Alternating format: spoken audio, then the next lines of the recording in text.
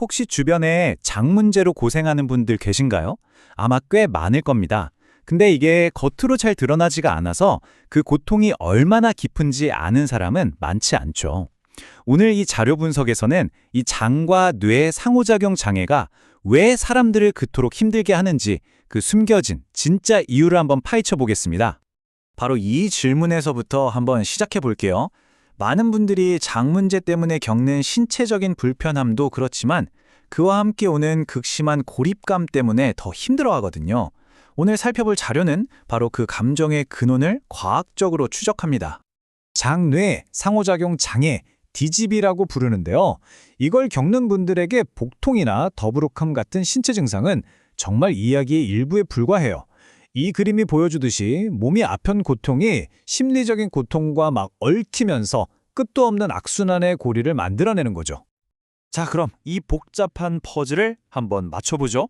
연구자들이 밝혀내고 싶었던 것, 이 고통의 핵심에 있지만 그동안 숨겨져 있던 그 진짜 동력은 과연 무엇이었을까요? 오늘 우리가 함께 깊이 들여다볼 자료가 바로 이 스웨덴 연구인데요.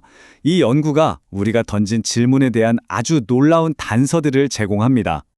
연구팀은 장 관련 DGBI, 그러니까 장 문제로 고생하는 분들, 무려 537명을 모았어요. 그리고 이분들을 건강한 사람들과 비교하면서 대체 뭐가 다른 건지 그 차이점을 파고들기 시작한 거죠. 근데 연구 방향이요, 정말 흥미로운 곳으로 흘러갑니다. 연구팀은 단순히 배가 아프다 이런 신체 증상 그 자체가 아니라 그 증상 때문에 생겨나는 아주 특정한 감정에 집중하기 시작했거든요. 그리고 그 감정의 정체는 바로 수치심이었습니다. 네, 맞아요. 수치심. 이 연구가 밝혀낸 건 이 DGBI 환자들이 겪는 그 지독한 고통의 한가운데 바로 이 수치심이 아주 결정적인 역할을 하고 있다는 거였어요.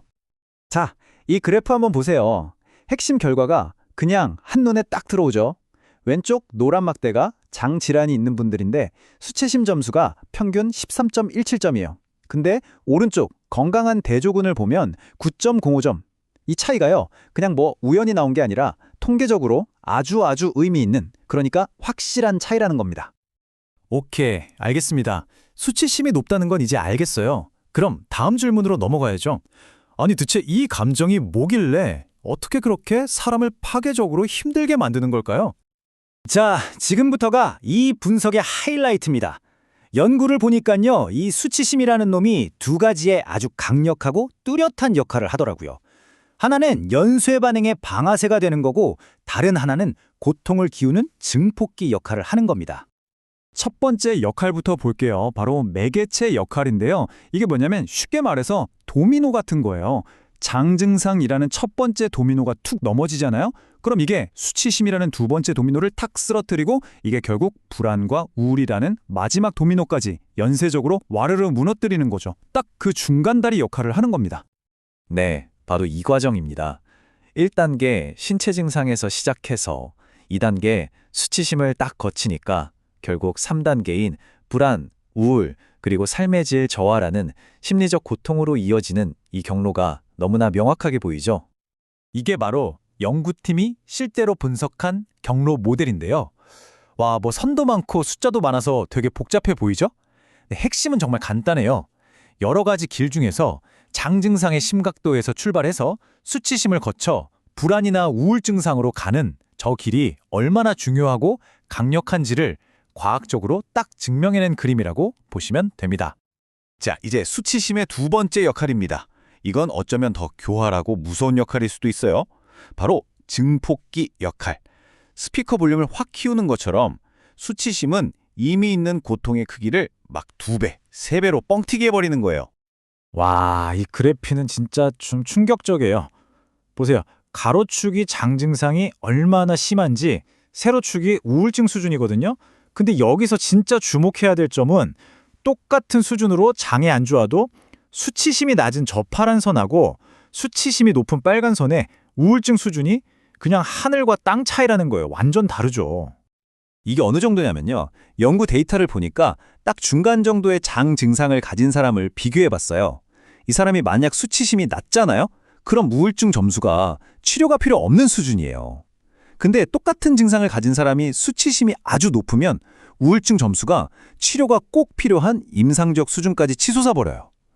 와, 그러니까 증상이 아니라 수치심이 그 사람의 상태를 결정해 버린 거죠.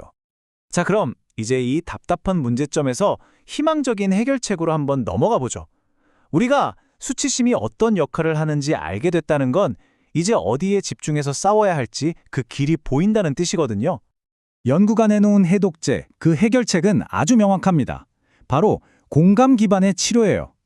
특히 모든 변화는 의사와 환자의 관계, 바로 거기서부터 시작되어야 한다고 아주 강력하게 이야기합니다. 그럼 구체적으로 뭘 해야 할까요? 바로 이런 것들입니다. 의료진은 환자가 겪는 경험을 그럴 수 있다고 인정해주고 에이, 신경성이네요. 같은 말로 낙인 찍지 말아야 합니다. 진심으로 관심을 보여주고 필요하다면 수치심을 전문적으로 다루는 심리치료로 연결해주는 게 정말 중요합니다. 자, 그럼 이 모든 이야기들이 지금 이걸 보고 계신 여러분에게, 그리고 혹시 비슷한 문제로 힘들어하고 계신 분들에게는 대체 어떤 의미가 있을까요? 마지막으로 핵심만 딱 정리해드릴게요. 오늘 분석에서 여러분이 꼭 기억하셨으면 하는 단 한 가지가 있다면 바로 이겁니다. 수치심은요, 장 질환에 그냥 따라오는 사소한 부작용이 아니에요. 고통을 만들어내고 그 고통을 키우는 핵심 엔진 그 자체라는 겁니다.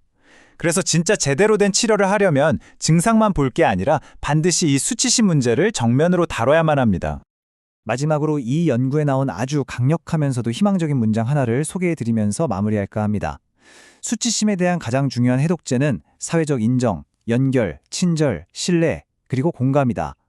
결국 이 기나긴 고통의 고리를 끊는 열쇠는 기술이 아니라 우리가 서로를 어떻게 대하는가에 갈려있다는 그런 깊은 울림을 주는 말이죠.